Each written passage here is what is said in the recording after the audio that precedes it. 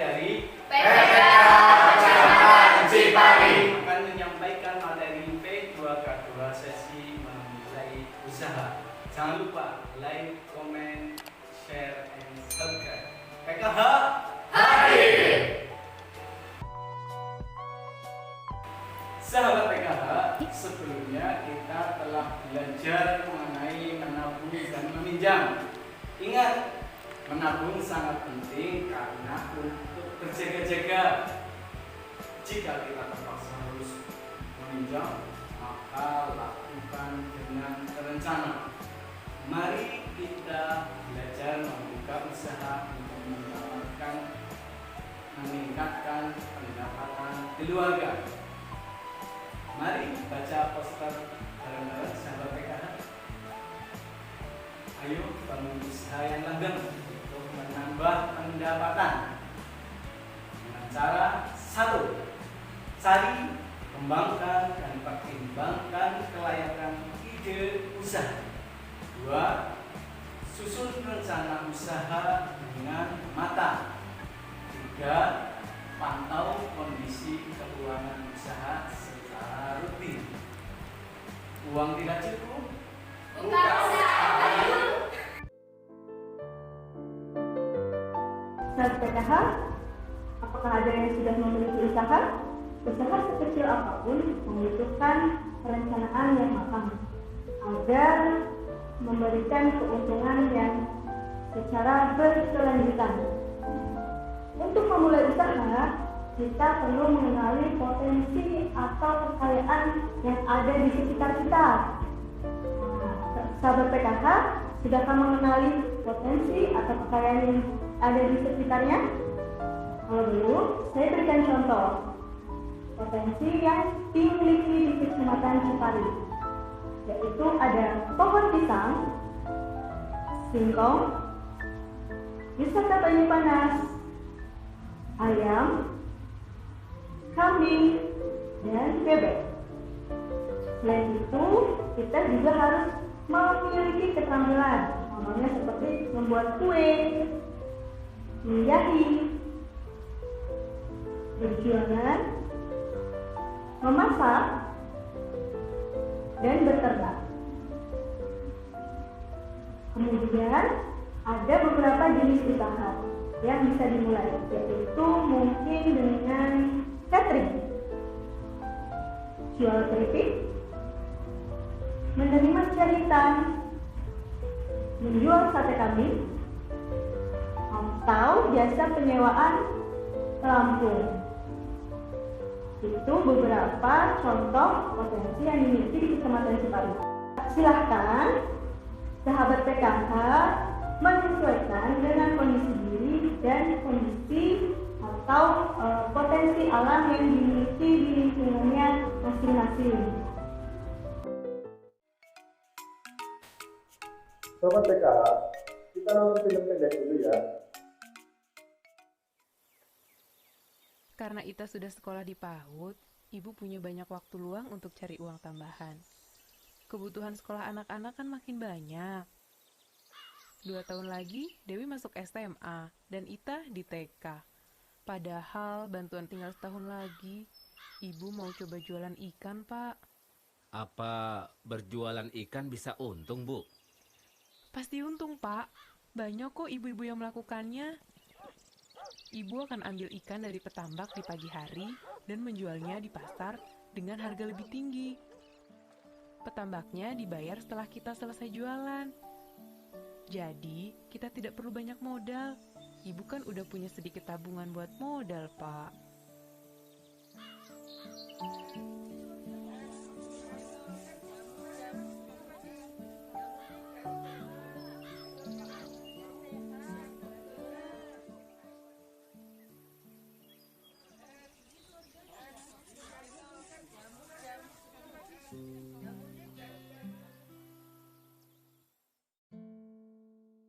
Saya bayar ikan yang laku saja ya, Pak. Saya belum balik modal nih. Wah, tidak bisa, Bu. Berapa yang Ibu ambil tadi pagi? Ya segitu Ibu yang harus bayar sekarang. Karena dagangan ikan saya sering tidak laku, lama-lama modal saya menipis dan jualan saya jadi makin sedikit. Bahkan, saya terpaksa berutang pada petambak kalau tidak bisa membayar ikan yang sudah saya beli. Apa penyebab kegagalan usaha Ibu Lili? Ya, Ibu Lili modal tipis, usaha tidak lancar, dan terbelit hutang.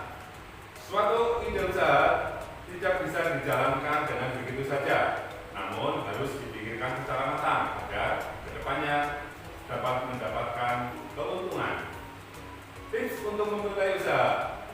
Bagaimana Ibu Lili memulai usaha? Ibu Lili memulai usaha dengan menjual ikan segar. Siapa targetnya? Yaitu ibu-ibu yang berbelanja di pasar. Bagaimana Ibu Lili mendapatkan keuntungan? Ibu Lili membeli ikan segar dari penambak lalu menjualnya di pasar dengan harga yang lebih tinggi. Apa penyebab kegagalan Ibu Lili? Ibu Lili tidak bisa bersaing dengan penjual ikan segar lainnya sehingga ikannya tidak laku. Dalam rangka merencanakan kembali usahanya, Ibu Lili pergi ke pasar tempat ia akan berjualan ikan nanti. Ibu Lili mengamati bahwa di pasar sudah banyak sekali orang yang menjual ikan segar. Sebagian besar pembelinya adalah ibu-ibu. Umumnya mereka membeli jenis ikan yang kecil. Kemudian Ibu Lili bertanya kepada beberapa pembeli ikan. Dari situ ia mengetahui bahwa mereka lebih suka ikan kecil karena mudah dimasak untuk keluarga dan harganya juga cukup murah. Namun demikian, sebagian besar dari mereka mengatakan bahwa mereka lebih suka membeli ikan matang agar tidak repot memasaknya. Sayangnya, belum banyak orang yang menjual ikan matang. Ibu Lili juga mempelajari bahwa harga ikan yang banyak dibeli ibu-ibu tidak lebih dari 20.000 kg. Untuk menarik pelanggan, sebagian penjual menjual ikan mereka setengah dari harga normal jika ikan-ikan tersebut belum laku pada jam 3 sore. Sesampainya di rumah, Ibu Lili mendengar radio memberitakan bahwa ratusan ikan dalam tambak di dekat desanya sedang diserang jamur. Akibatnya, banyak ikan mati dan tidak dapat dimakan. Setelah memikirkan seluruh informasi yang dikumpulkannya, Ibu Lili menyimpulkan bahwa menjual ikan segar akan sangat sulit karena sudah banyak orang yang melakukannya. Ibu Lili kemudian mengubah rencana usahanya menjadi berjualan ikan matang yang dimasaknya terlebih dahulu di rumah. Kebetulan, ia sering membantu tetangganya memasak ikan untuk acara-acara pernikahan. Ia akan membeli ikan dari pedagang di sore hari agar dapat harga yang murah. Sayangnya, Ibu Lili tidak memiliki modal cukup banyak sehingga ia hanya mampu membeli beberapa kilogram ikan dan membatasi variasi jenis makanan yang dijual setiap harinya. Sahabat PKH, ada dua hal yang perlu diperhatikan dalam pengembangan dan menilai kebaikan usaha. Satu, mendukung usaha. Dua, menghambat usaha. Dalam mendukung usaha ada dua hal, satu kekuatan dan peluang. Kekuatan, apa saja kelebihan usaha kita dibandingkan dengan usaha lain yang terselit. Memiliki keterampilan dalam memasak ikan balado dan rasanya lebih dekat dengan masakan ibu yang lain. Peluang, apa saja yang ada di luar usaha kita namun dapat memberikan pengaruh yang positif. Ibu lebih suka membeli masakan ikan yang matang, tapi belum banyak penjual ikan yang matang di pasar.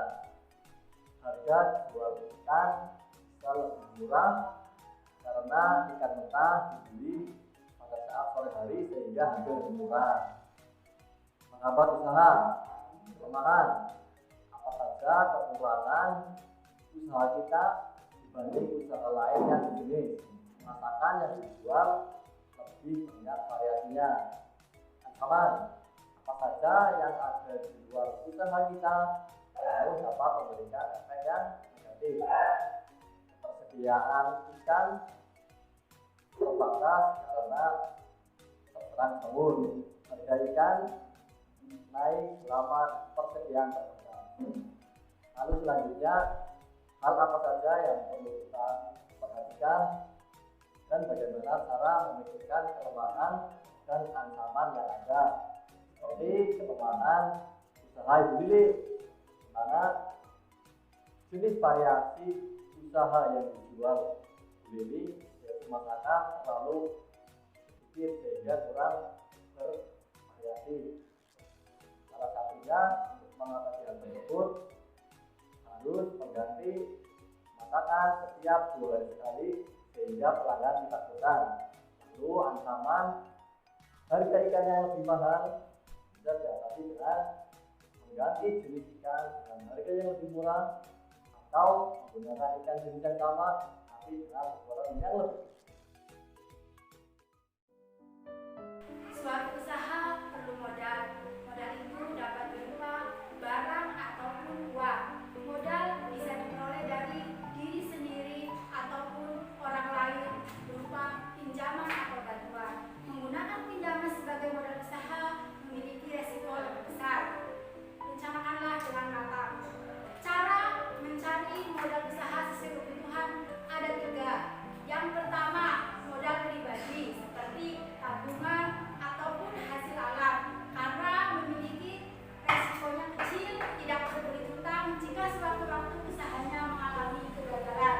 Yang kedua, ada modal swasta melalui bank atau lembaga keuangan non perbankan jika ingin meminjam untuk modal usaha dengan syarat memiliki usaha. Yang ketiga, ada program pemerintah seperti UUB, LPM, dan lain-lain dengan syarat dan ketentuan dari pemberi bantuan. Anggaran usaha dilaksanakan untuk mengatur keluar masuknya uang. Anggaran usaha berisi perincian pemasukan atau pengeluaran suatu jenis usaha dalam jangka waktu tertentu. Sahabat PKH, di sini kami akan memberikan contoh cara membuat rincian anggaran per minggu. Nanti sahabat PKH bisa membuat rincian anggaran per minggu atau per bulan. Dalam membuat rincian anggaran usaha per minggu ada 3 kolom. Kolom pertama keterangan, kolom kedua uang masuk, kolom ketiga uang keluar. Di dalam kolom keterangan berisi pinjaman untuk modal awal, hasil penjualan, peralatan, bahan baku, bumbu, gas, dan lainnya, dan pengembalian pinjaman. Untuk pinjaman untuk modal awal senilai 100.000 masuk dalam kolom uang masuk. Hasil untuk penjualan, misalkan di dalam 1 minggu ada 6 hari, dia berjualan tiap hari 18 ekor. Setiap ekornya dihargai 5.000. Jadi 6 dikalikan 18 dikalikan 5.000 sejumlah 540 masuk di dalam kolom uang masuk. Jadi kolom uang masuk ada 640. Untuk peralatan seperti panci senilai 30.000, lap 2.000. Bahan baku misalkan ikan segar dalam 1 kilo senilai 10.000 dibutuhkan 30 kilo. Total ada 300.000. Ada untuk bumbu senilai 120.000, gas 15.000, dan lainnya. Pengembalian pinjaman semua masuk dalam kolom uang keluar. Jadi total ada uang masuk 640 dikurangi uang keluar senilai 567, jadi saldonya adalah 73.000. Pada awal memulai usaha, keberhasilan tidak begitu terlihat karena harus membeli bahan baku dan mengembalikan modal pinjaman. Jika ingin usahanya berjalan dengan lancar, kita lihat dari barang atau jasa yang dijual dan harus bisa untuk menarik pelanggan.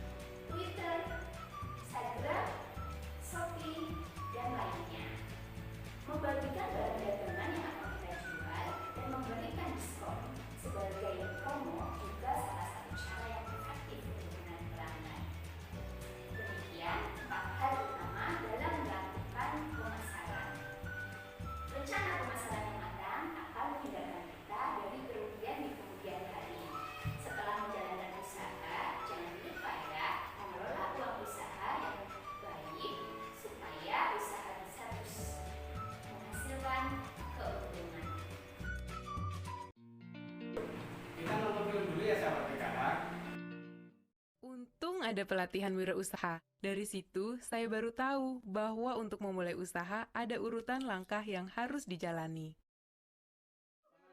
Saya perlu mengumpulkan informasi yang berhubungan dengan ide usaha saya. Berdasarkan informasi tersebut, saya harus menilai bisa tidaknya usaha itu dijalankan. Ternyata, berjualan ikan matang lebih bagus peluangnya daripada jualan ikan segar. Saya putuskan untuk jualan ikan balado. Kata teman-teman arisan, ikan balado saya enak. Setelah itu, saya merencanakan keuangan usaha untuk memastikan usaha tersebut bisa memberi keuntungan. Agar dagangan laku, saya juga merencanakan pemasarannya. Dengan menjalani langkah-langkah tersebut, usaha saya mulai berkembang dan mulai dapat pelanggan tetap.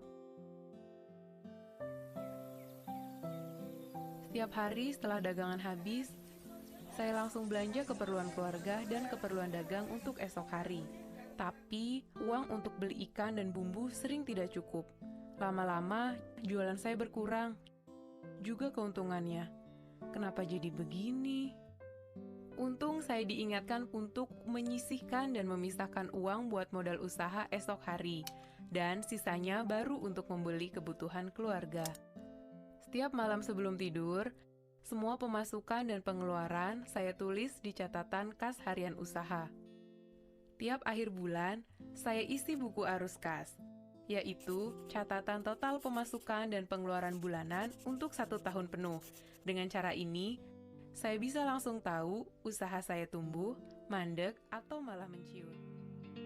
Bagaimana Ibu Lili mengembangkan ide usahanya dan masalah apa lagi yang dihadapinya setelah usahanya berjalan? Ya, Ibu Lili kehabisan uang untuk modal kembali.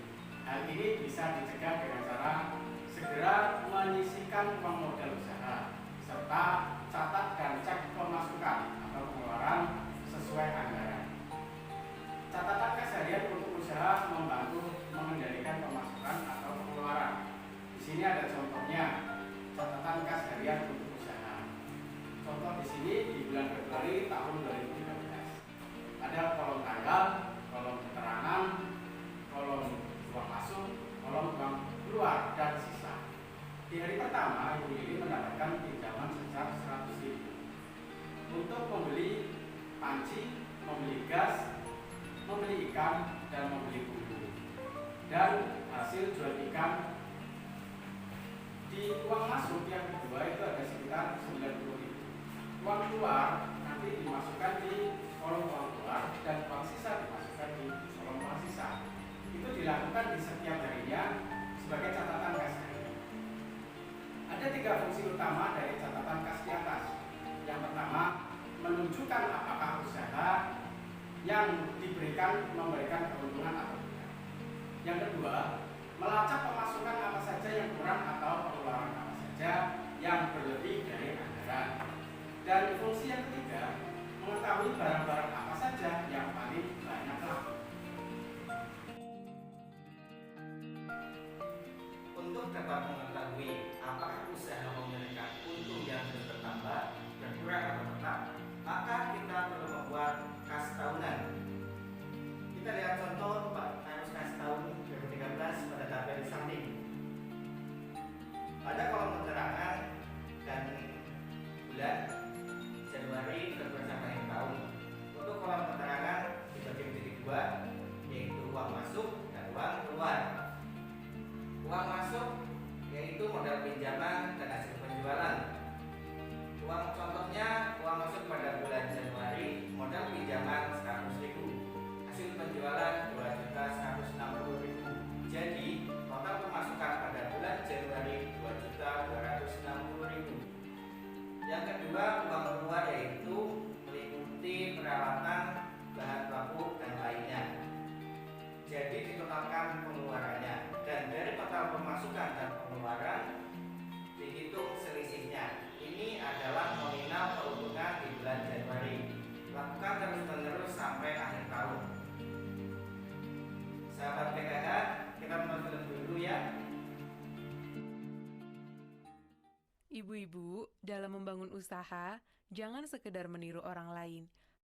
Carilah ide usaha dan kembangkan ide tersebut berdasarkan potensi alam dan keterampilan yang kita miliki. Cari tahu tentang apapun yang berhubungan dengan ide usaha kita, sehingga kita bisa menilai apakah ide itu layak dijalankan atau tidak. Kemudian rencanakanlah keuangan usaha.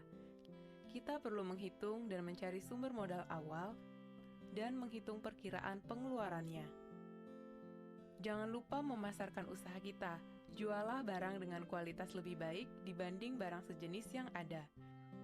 Cari tempat usaha yang strategis, berikan harga yang bersaing, dan berikan promosi yang menarik. Kelolalah keuangan usaha kita.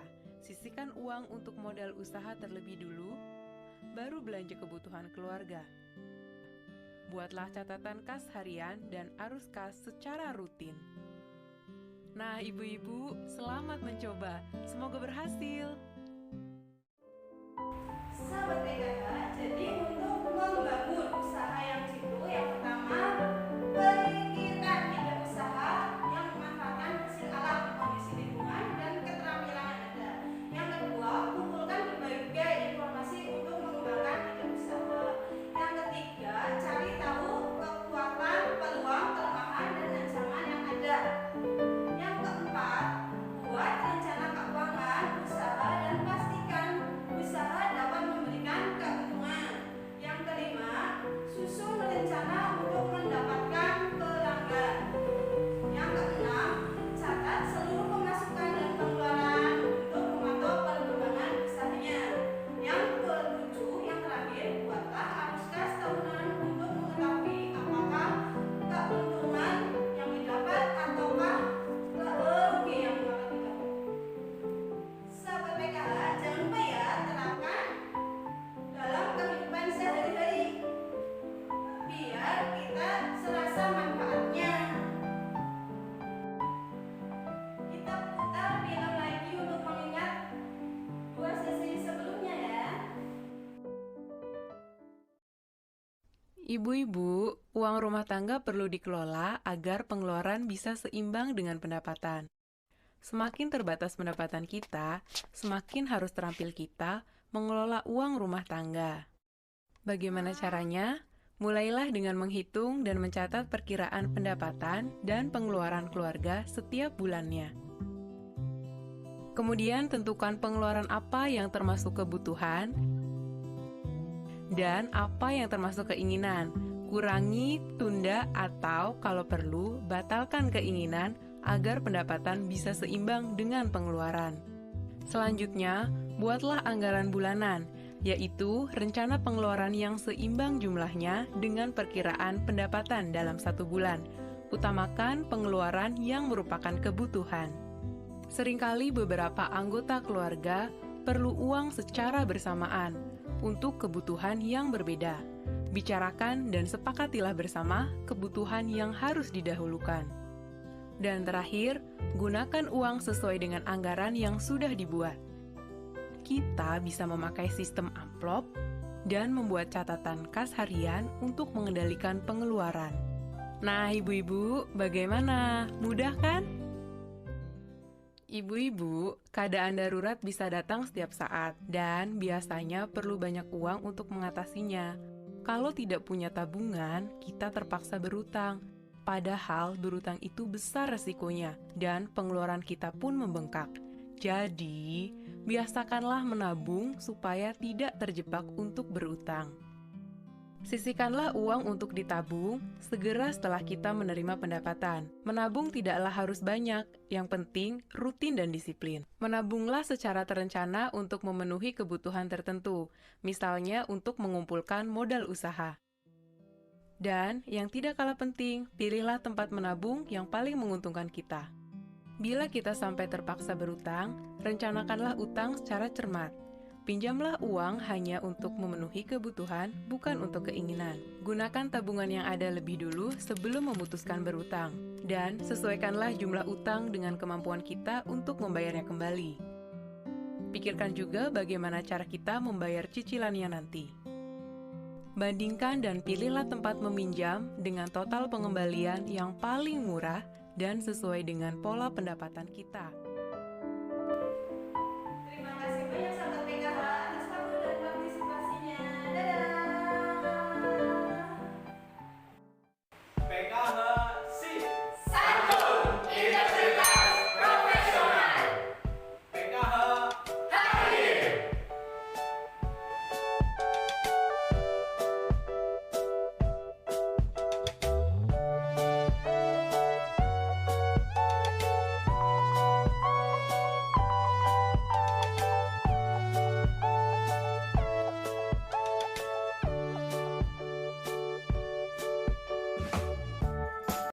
Anda Cipari? Hadis. Doi. Selek komen deh.